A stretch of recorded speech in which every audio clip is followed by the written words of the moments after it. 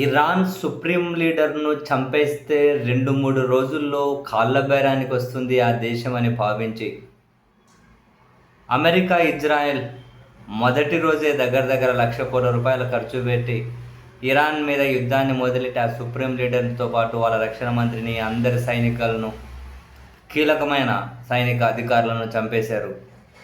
కానీ ఈరోజు యుద్ధం స్టార్ట్ అయ్యి 37వ రోజు ఇరాన్ ఇరాన్ నుంచి వచ్చే ప్రతిఘటన ఇటు అమెరికాకి, ఇజ్రాయెల్‌కి దిమ్మ తిరిగి బొమ్మ కనిపిస్తూ ఉంది. ఏం చేయాలో తెలియక వీళ్ళ యుద్ధ విమానాలు కూల్చేస్తుంది ఇరాన్, వీళ్ళ ఫైటర్ జెట్లు కూల్చేస్తుంది, వీళ్ళ సైనిక స్థావరాలు కూల్చేస్తుంది, ఖచ్చితత్వంతో దాడులు చేస్తూ ఉంది.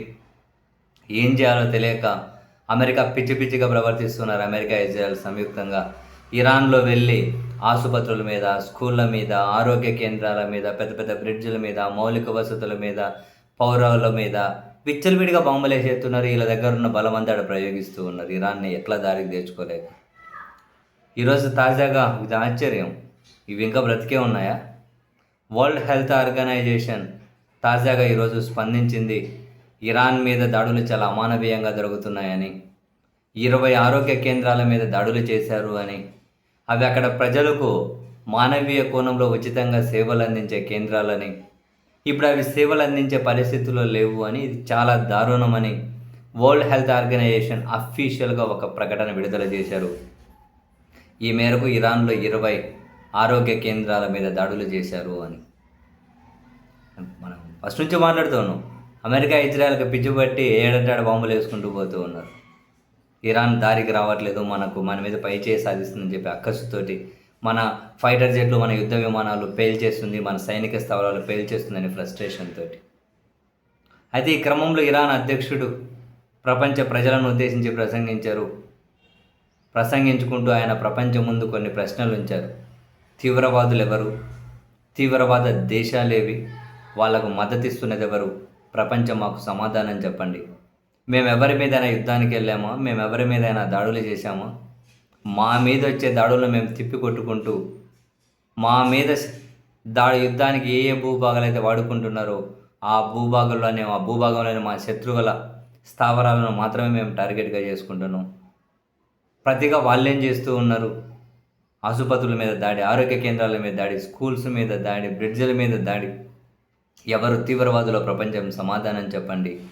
ఎవరిది దురాక్రమణను, ఎవరిది బరితెగింపో ప్రపంచ ప్రజలు మాకు సమాధానం చెప్పండి అని ఇరాన్ అడుగుతూ ఉంది. ఇరాన్ అధ్యక్షుడే మాట్లాడారు. And at the same time మేము శాంతియుత ప్రయోజనాల కోసం అని చెప్పి, ప్రజా ప్రయోజనాల కోసం అని చెప్పి కొంచెం అణుశక్తి కేంద్రాలు ఏర్పాటు చేసుకుంటే, అవి కూడా అంతర్జాతీయ అణుశక్తి సంస్థ ఆధ్వర్యంలోనే, వాళ్ళ మానిటరింగ్లోనే ఉంటే దాని మీద దాడి చేశారు. ఇది ధర్మమా? దాని మీద దాడి చేస్తే అంతర్జాతీయ అణుశక్తి సంస్థ ఎందుకు స్పందించదు? వాళ్ళ మానిటరింగ్లోనే ఉంది కదా, వాళ్ళు ఎందుకు స్పందించరు? మరి ఇటువంటి సంస్థల శాంతిని నెలకొల్పేది? ఇటువంటి వాళ్ళు ఎవరికి మద్దతు ఇస్తూ ఉన్నారు? ఎవరు ఉగ్రవాదులు? వీళ్ళు ఎవరికి మద్దతు ఇస్తూ ఉన్నారు? అమెరికా ప్రజలకు కూడా మేము ఒకటే చెబుతున్నాం, మీరేం మా ప్రత్యర్థులు కాదు, మీరేం మా శత్రువులు కాదు, మేము అలా చూడడం లేదు. కానీ మీ దేశం నాయకత్వము, కొన్ని కార్పొరేట్లు వాళ్ళ ప్రయోజనాలు నెరవేర్చేకి ప్రపంచ ప్రజలనే పణంగా పెడుతూ ఉన్నారు అని చెప్పి దేశ ఇరాన్ అధ్యక్షుడు నేరుగా ప్రపంచం ముందే ప్రశ్నలు ఉంచారు. ఎవరు తీవ్రవాదులు? స్కూళ్ళ మీద దాడా, ఆసుపత్రుల మీద దాడా, యునెస్కో వారసత్వ కట్టడాల మీద దాడా, ఆరోగ్య కేంద్రాల మీద దాడి, పిల్లలను చంపేస్తున్నారు, నర్సులను చంపుతున్నారు. ఇంకో కీలక పాయింట్లు లేవనెత్తారు ఇరాన్ అధ్యక్షుడు. మేము ఇంతకుముందు అమెరికా ప్రజలను ఉద్దేశించి నేను ప్రసంగించే సేమ్ టైంలోనే అమెరికా మా ఉన్నతాధికారి కుటుంబంని టార్గెట్గా చేసింది, ప్రాణాంతక దాడి చేశారు. మా ఉన్నతాధికారి వాళ్ళ భార్య చనిపోయారు. వాళ్ళని టార్గెట్ చేయాల్సిన అవసరం ఏంటి? అసలు తీవ్రవాద చర్యలు ఏవి? పిల్లల మీద దాడి చేయడాన్ని తీవ్రవాద చర్యలు అంటారా? ఆసుపత్రి మీద దాడులు చేయడాన్ని తీవ్రవాద చర్యలు అంటారా? ఇలా కుటుంబ సభ్యుల మీద దాడి చేయడాన్ని, అధికారుల భార్యల మీద దాడి చేయడాన్ని తీవ్రవాదుల చర్యలు అంటారా? బ్రిడ్జిలు కూల్చేయడానికి తీవ్రవాదుల చర్యలు అంటారా? అణుశక్తి కేంద్రాల మీద దాడులు చేయడానికి తీవ్రవాద చర్యలు అంటారా?